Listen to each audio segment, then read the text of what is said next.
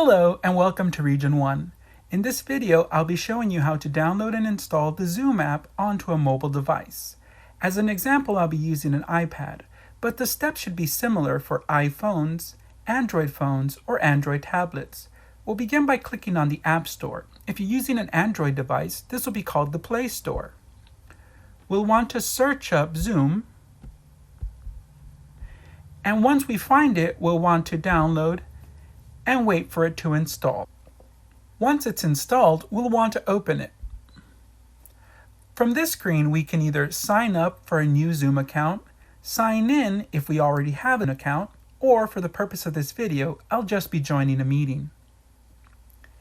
It'll ask you for a meeting ID. This will be provided by your teacher once your classes begin.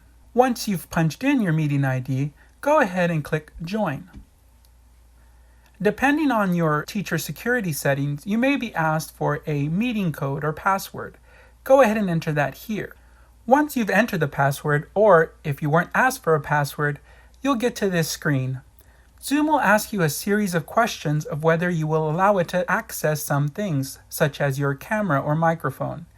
If you want to allow it to use your camera, click OK.